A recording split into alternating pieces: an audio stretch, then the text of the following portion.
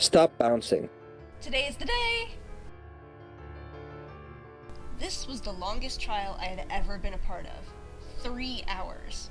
Mr. Vane had 5 witnesses for the plaintiff.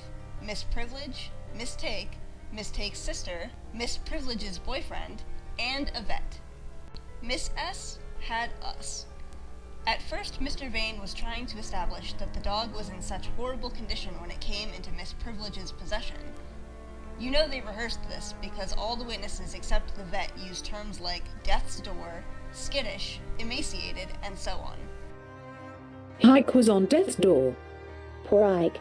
He was emaciated, skittish, at death's door. Mr. Vane tried to say that the court ruling a year ago in district court could not be used in this court, which is really stupid. After droning on and on about how the dog has made so much progress with Miss Privilege, we finally got to hear some cold hard facts. The vet stated the dog had been treated for heartworms, hookworms, and fly bites. Ike came into our clinic with heartworms and fly bites on his ears. We estimated he was about a year old. At first, that sounds really bad until you understand how these things are contracted. Heartworms come from mosquitoes, which can bite anyone, anywhere. Hookworms can be picked up from contaminated soil, anywhere. And fly bites, well, the flies out here are ridiculous. Despite the dog having some health concerns, that isn't really the point. And the judge was not about to let Miss Privilege forget that. She nailed her for not going through the proper channels, namely us and the shelter. Also, the judge questioned why there were no photos taken of the dog when it was presumably at death's door. After the plaintiff's witnesses had all been called, it was our time to shine. Miss S called ACO Mad Dog to the stand. ACO Mad Dog went through his report and answered questions about who contacted him and when. The dog belongs to Miss S, no matter what condition they found it in. Then Miss S asked why it had taken so long to charge Miss Privilege with the theft. He tried really hard not to bring the third floor into this, but was compelled to tell the court about Mr. Vane, the mayor, and the chief. It was kind of funny because Mr. Vane kept trying to object, but the judge wanted to hear what ACO Mad Dog had to say. He had no choice but to throw them all under the bus. Well? Objection. Denied. This is irrelevant. Sit down, Mr. Vane. I want to hear this. Please, continue. Mr. Vane called the mayor and told him to keep us from charging Miss Privilege. Miss S was having trouble going through the proceedings on her own without counsel. She said some things on the stand that made her look like an unfit owner, and that the dogs might not be one and the same. The fact that Prince had gotten out a total of 3 times, and she talked about the dog being healthy, sociable, and having a new collar. Prince was a healthy and well-cared for 4-year-old. I had just bought him a new collar. Mr. Vane started drawing from those points, claiming this could not be the same dog. The dog Miss Privilege had received was unhealthy, skittish, and had a beat-up collar. The vet also guessed the dog was around a year old, while Prince was 4. It was not looking good at that moment. After Mr. Vane and Miss S made their closing arguments, it was time for the judge to decide. Your Honor, we can't be sure this is the same dog Miss S lost. Even if it is, the dog came to my client on death's door. She nursed him back to health. Obviously my client should remain this dog's caretaker. Your Honor, I have jumped through every hoop to get my dog back. I have proof he's mine and animal control agrees with me. ACO Mad Dog and I were on the edge of the bench. It was finally the moment we had all been anticipating. Mr. Vane, I don't find you, or any of your witnesses credible. I do, however, find Ms. S and the animal control officer to be very credible. Furthermore, I believe this whole thing has been orchestrated to keep Ms. S from getting her dog. Your client has until tomorrow at noon to return the dog to the Humane Society. Yes! Yes, yes, yes! She went on to tell Mr. Vane that his request for compensation for treating the dog was denied because Miss Privilege did it out of the goodness of her heart. Miss Privilege was ordered to drop the dog off at the shelter by noon the next day. Miss Privilege started sobbing, and Miss Take had angry tears.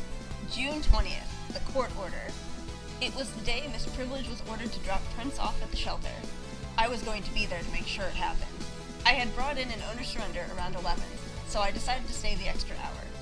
Prince had not come in yet, but she only had an hour left. I waited, and waited, and waited. I watched cars come and go with people dropping off or picking up pets. Still no sign of Miss Privilege and Prince. It was nearing 12.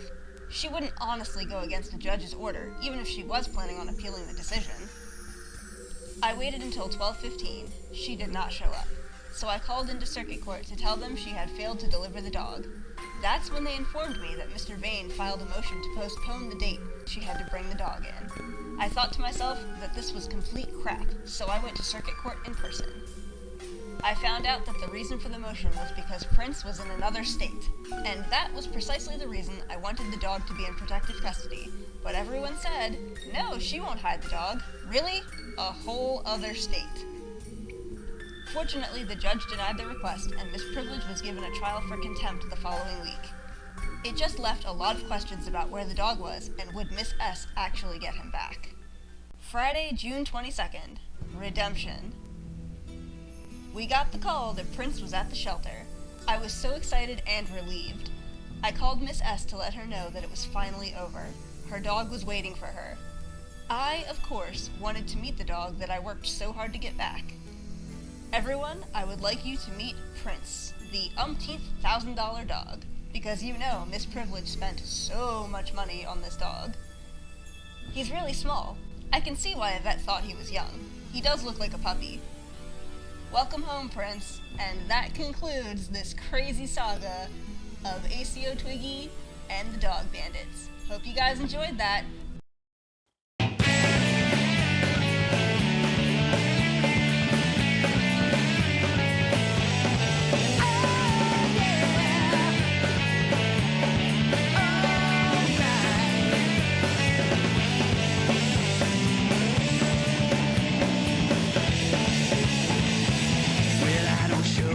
Don't criticize.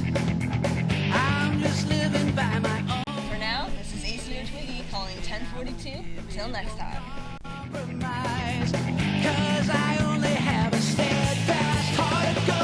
I don't know why I can't leave, though it might be tough. But I ain't out of control, just living by my word. Don't ask me why, I don't need a reason. I got my way, my own way. It doesn't matter now what happens. I will never give up the fight. Long as the voice inside drives me to run and fight. It doesn't matter.